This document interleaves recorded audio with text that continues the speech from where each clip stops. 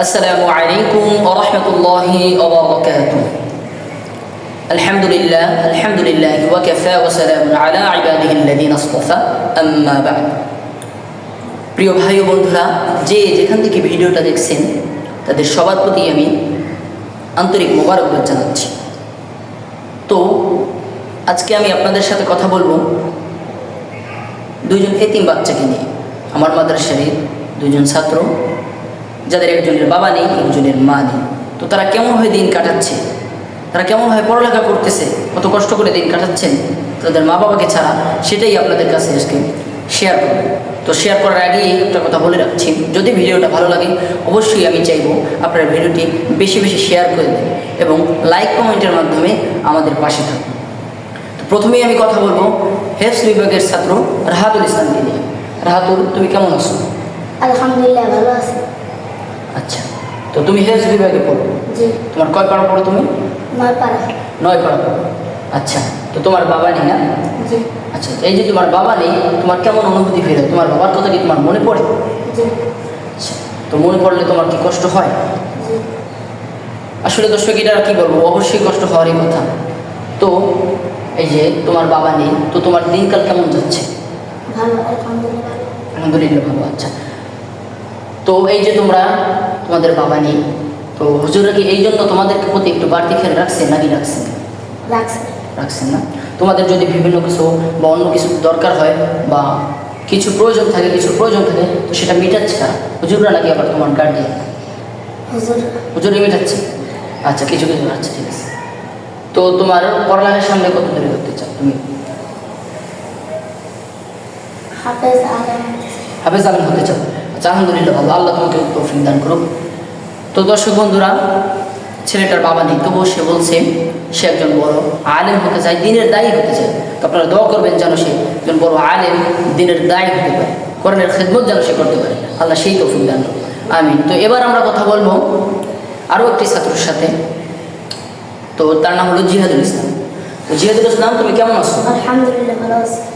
আলহামদুলিল্লাহ, ভালো। তো তুমি কি পড়তেছো? নাজেরা পড়তেছো। তোমার কয় পাড়া হয়েছে? 28 পারা।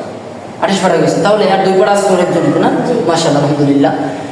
আচ্ছা, তোমার মা নেই না? অবশ্যই মার কথা তোমার মনে পড়ে।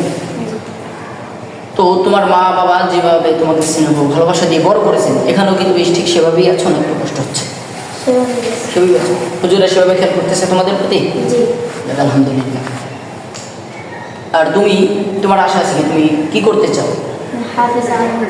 তুমি হাফেজ আলেম হতে চাও? আলহামদুলিল্লাহ, মাশাআল্লাহ। আচ্ছা, বেশি কথা বলবো না, কথা বাড়াবো না, আপনাদের শেষ করে দেব। তো এই ছোট ছোট বাচ্চাদের এখন থেকেই আশা যে এরা বড় আলেম হবে, দিনের দায়ী হবে, কোরআনের খেদমত করবে। এই জন্যই তারা আমাদের সাথে পড়তেছে। কিন্তু এদের একটাই সমস্যা, তাদের মা নেই, একজনের বাবা নেই। আসলে যাদের মা বাবা নেই তারাই বুঝে যে কত কষ্ট। আসলে বাবা নামক বটগাছটা যদি না থাকে তাহলে বোঝা যায় যে বটগাছের ছায়া কত গুরুত্বপূর্ণ ছিল আমাদের জন্য। তো কিন্তু বড় আফসোসের বিষয় এটা যে বাবাই আমাদের ছোটবেলায় হাত ধরে পথ দেখানো, হাঁটা চলা শিখিয়েছে, বড় হয়ে হাঁটতে শিখে আমরা সেই বাবাকেই ভুলে যাই। এটাই হলো আমাদের জন্য বড় আফসোসের ব্যাপার। তো আমি বেশি কথা বলবো না।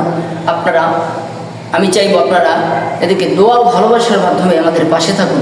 এই দুজন বাচ্চাদের পাশে থাকুন, এদের জন্য আপনারা দোয়া করবেন যেন এরা বড় হয়ে হাফেজ আলেম, হক্কানি আলেম হতে পারে, দিনের দায়ী হতে পারে, কোরআনের খেদমত করতে পারে। আরও একটা কথা, সেটা হচ্ছে এই মাদ্রাসায় এরা এতিম, তবু এদেরকে আমি জিজ্ঞেস করলাম আপনাদের সামনেই যে এরা কেমন আছে, এদের প্রতি হুজুরদের বাড়তি নজর আছে কি নাই? তো তারা বলছে আলহামদুলিল্লাহ আছে। তাদের মা বাবা যেমন তাদের ভালোবাসা দিয়ে বড় করেছেন, এই পর্যন্ত এনেছেন, হুজুরা ঠিক সেইভাবে তাদেরকে খেয়াল করতেছেন। আলহামদুলিল্লাহ, মাশাআল্লাহ। তো এটা আসলে আমি জানি, তবু তাদেরকে জিজ্ঞেস করলাম তারা কেমন আছে, তাদের মুখ থেকেই আপনারা শুনুন।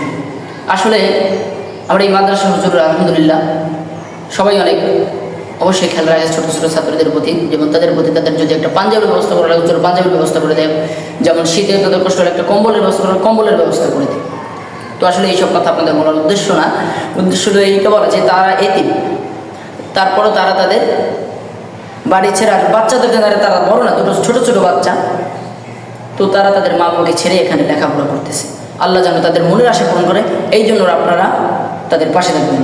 আর একটা কথা, সেটা হলো আপনাদের যদি ভিডিওটা ভালো লেগে থাকে অবশ্যই আপনারা বেশি বেশি শেয়ার করবেন এবং লাইক কমেন্টের মাধ্যমে আমাদের পাশে থাকার চেষ্টা করবেন। আর আমার কথায় যদি কোনো ভুল ত্রুটি হয়ে থাকে অবশ্যই ক্ষমার দৃষ্টিতে দেখবেন। আসসালামু আলাইকুম ওয়া রাহমাতুল্লাহি ওয়া বারাকাতুহু।